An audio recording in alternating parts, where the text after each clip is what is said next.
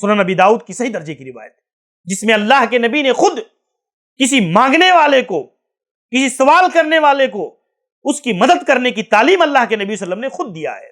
آپ یہاں تک دیکھیں قرآن مجید میں بھی اس طرح کی کئی آیتیں موجود ہیں۔ ایسے ہی دوسری بات یہ سمجھے کہ ایک دعا کرنے والا مخلوق سے دعا کرتا ہے اور اس سے ایسی چیز کا سوال کرتا ہے جس پر وہ قادر نہیں ہے، وہ زندہ ہو یا مردہ ہو، وہ حاضر ہو یا غائب ہو، اگر اس سے وہ کہتا ہے، مثلا کسی پیر کے پاس ایک آدمی جاتا ہے، چاہے وہ زندہ ہو اور چاہے وہ مردہ ہو، اور اس سے کہتا ہے اشفی مریضا، میرے بیمار کو آپ شفا دے دیں، میرے بیمار کو آپ شفا دیجئے، یہ صراحتاً شرک ہے، کیونکہ شفا دینے کی طاقت اور قدرت صرف اللہ کی ہے۔ وَإِذَا مَرِضْتُ فَهُوَ يَشْفِينِ، حضرت ابراہیم علیہ السلام کہتے جب میں بیمار ہوتا ہوں تو میرا رب مجھے شفا دیتا ہے، میرا رب مجھے شفا دیتا ہے۔ کبھی کسی نبی نے کسی غیر سے شفا کو طلب نہیں کیا، کبھی کسی نبی نے کسی غیر اللہ سے اولاد طلب نہیں کیا۔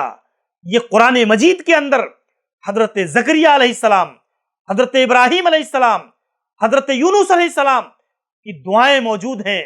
آپ قرآن کو پڑھتے ہو تو قرآن کو پڑھ کر کے ان کی دعاؤں پر غور کرو اللہ کے لیے، اور دیکھو کہ کیسے اضطراری حالات میں، مجبوری کی کیفیت میں انہوں نے اللہ کی طرف رجوع کیا اور اللہ سے طلب کیا کہ اللہ وہ چیز دے۔ اللہ کی قدرت ہے، غیر کی قدرت میں نہیں ہے، اس سے وہ چیز مانگنا یہ شرک ہے۔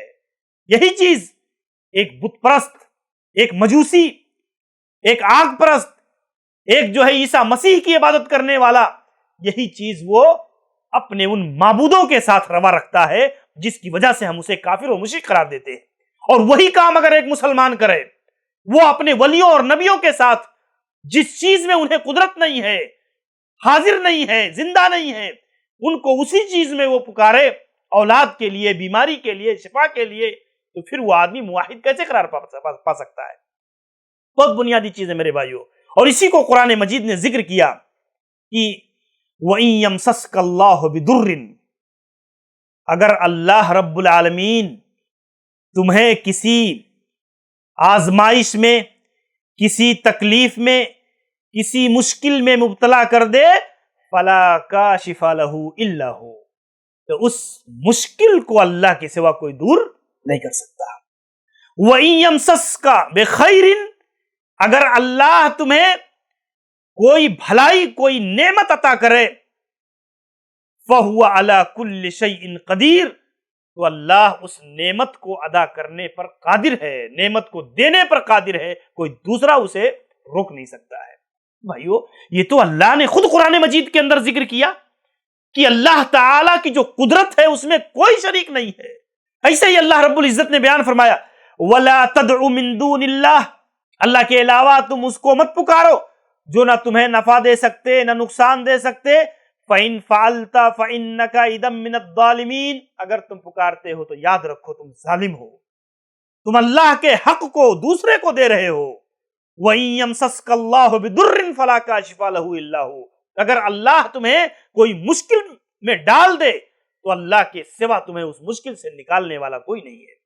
وَإِن يُرِدْكَ بِخَيْرٍ فَلَا رَادَّ لِفَضْلِهِ، اور اگر اللہ تمہیں کوئی نعمت عطا کرے، کوئی بھلائی دے، تو اسے کوئی روکنے والا نہیں ہے، اس کے فضل کو، اس کے کرم کو کوئی روک نہیں سکتا ہے۔ یُصِیبُ بِهِ مَن یشاء، وہ جسے چاہتا ہے اپنے بندوں میں سے وہ خوبی اور وہ صفت عطا کرتا ہے، وہ نعمت عطا کرتا ہے، اور جسے چاہتا ہے وہ نعمت چھین لیتا ہے۔ وَهُوَ الْغَفُورُ الرَّحِيمُ، وہ معاف کرنے والا، رحم کرنے والا ہے۔ کیا درس ملتا ہے ان آیتوں سے؟ یہ قرآن مجید کی آیتیں کیا عقیدہ دیتی ہیں؟ یہ ایک مسلمان، ایک عامی آدمی کو بھی غور کرنے کی چیز ہے کہ تم قرآن کی ان آیتوں کو کس پس منظر میں سمجھتے ہو۔ محض کہہ دینا کہ یہ کافروں کے بتوں کے لیے خاص ہے، یہ کافی نہیں ہے، یہ شبہہ ہے، یہ تمہیں بہکانے کا ذریعہ ہے، اور یہ کہہ کر کے تمہیں شرک میں مبتلا کرنے والے یہ قوم اور سماج کے ایسے علماء سو یہ تمہارے عقیدے اور تمہارے ایمان کو لوٹ رہے ہیں۔ تمہیں غور کرنے کی چیز ہے کہ قرآن مجید میں جب کوئی آیت نازل ہوتی ہے، اس کا بیک گراؤنڈ کچھ بھی ہو، پس منظر کچھ بھی ہو، وہ دلالت النص کی بنیاد پر وہ عام ہوتی ہے۔ وہ ہر ایک ایسی چیز جو اس کے دائرے میں، اس کے زمرے میں آئے گی، وہ اس کے لیے دلیل ہوا کرتی ہے۔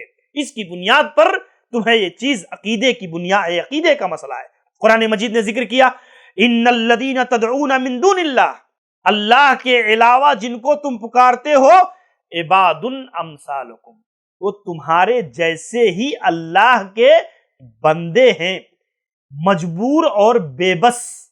وہ اللہ کے بندے ہیں۔ جو انسان زندگی میں مجبور اور بے بس رہا، وہ مرنے کے بعد اسے کوئی الگ قوت حاصل نہیں ہوتی، مرنے کے بعد کوئی اتھارٹی اور پاور نہیں ملتی، مرنے کے بعد وہ خود کس دنیا میں ہے، اس کے اپنے اعمال، اس کے اپنی نیکیاں، اس کے اپنی بدعمالیاں کہاں ہے، وہ کس طور پر اللہ نے اسے رکھا ہے۔ یہ عقیدہ ہی باطل ہے کہ مرنے کے بعد کسی آدمی کو کوئی ایکسٹرا پاور مل جاتا ہے۔ میرے بھائیو، یہ بدعقیدگی ہے۔ اس لیے کہ ایک عام صالح آدمی اگر وہ دنیا میں نیک رہا تو مرنے کے بعد اللہ کی نعمتوں کا مستحق ہوتا ہے، اور اس نعمتوں میں یہ نہیں ہے کہ اللہ کی قدرت اور پاور اسے مل جاتی ہے۔ تو یہ غور کرنے کی چیز ہے۔ اللہ نے ذکر کیا عباد امثالکم، تمہارے جیسے ہی بندے ہیں وہ، اور فدعوہم فلیستجیبوا لکم، اللہ نے بطور سوال کے کہا انہیں پکارو، انہیں پکار کر دیکھو کہ کیا وہ تمہاری پکار کا جواب دیتے ہیں۔ ان کنتم صادقین، اگر تم اپنی پکار میں سچے ہو، اپنے سوال میں سچے ہو، تو پکار کر دیکھو ان کو۔ اللہ اکبر! یہ میرے بھائیوں غور کرنے کی بات ہے۔ غیر اللہ کی فریاد رسی کی مذمت قرآن مجید نے بار بار قرآن مجید کے اندر اتنی آیتیں موجود ہیں، نفع نقصان پہنچانے کی صلاحیت، کسی کو بیمار کرنے، کسی کو مشکل میں ڈالنے، فقر و مسکنت کو دور کرنے کی صلاحیت صرف اللہ کی ہے، صفت صرف اللہ کی ہے میرے بھائیوں۔ اسی لیے آپ دیکھیں، علامہ آلوسی رحمہ اللہ کہتے ہیں، قلت یوما لرجل، علامہ آلوسی جن کی تفسیر آلوسی مشہور تفسیر ہے، اور آپ دیکھیں وہ کہتے ہیں، قلت یوما لرجل یستغیث فی شدہ ببعض الاموات، میں نے دیکھا ایک آدمی اپنی کسی مشکل میں کسی مردے کو پکار رہا ہے، وَيُنَادِي يَا فُلَانَ غِثْنِي، اور اسے پکار کر کہتا ہے اے فلاں میری مدد کرو۔ تو کہتے ہیں میں نے اس سے کہا قل یا اللہ، تو یا فلاں کہنے کے بجائے اے اللہ میری مدد کر کہو۔ تو کہتا ہے فقد قال سبحانہ، اللہ رب العزت نے تو بیان کیا ہے، وَإِذَا سَأَلَكَ عِبَادِي أَنِّي فَإِنِّي قَرِيبٌ، اللہ کا جب بندہ اس سے مانگتا ہے تو اللہ اس سے قریب ہے، اس کی دعا کو سنتا ہے، اللہ پوری اس کی فریاد پوری کرتا ہے۔ فَغَضِبَ، تو وہ آدمی ناراض ہو گیا۔ آج بھی یہی کیفیت مسلمانوں کی ہے، بدعقیدہ مسلمانوں کا معاملہ یہی ہے کہ اگر عقیدے کی یہ بات ان کے سامنے رکھی جائے اور دلائل کی روشنی میں، کتاب و سنت کے نصوص کی روشنی میں انہیں کہا جائے اللہ کے لیے یا علی مشکل کشا ماننا شرک ہے، یا غوث المدد کہنا شرک ہے، یا رسول اللہ المدد کہنا شرک ہے، تو آپ دیکھیں کہ اس کی غیرت جوش میں آ جاتی ہے کہ اس نے مجھے مشرک کہہ دیا۔ لیکن تم غور نہیں کرتے، اللہ کے لیے ہم تمہارے دشمن نہیں ہیں، ہم تمہاری خیر خواہی چاہتے ہیں کہ اللہ کے لیے اپنے عقیدوں کو درست کرو۔ یہی جو ہے علامہ آلوسی رحمہ اللہ کہتے ہیں کہ میں نے اسے کہا کہ اس مردے کو پکارنے کے بجائے اللہ کو پکار، تو وہ سخت ناراض ہو گیا۔ وہ بلغنی انہ قال، اور کہنے لگا فلان منکر علی الاولیاء، یہ جو ہے اولیاء کا منکر ہے، یہ اولیاء کا منکر ہے۔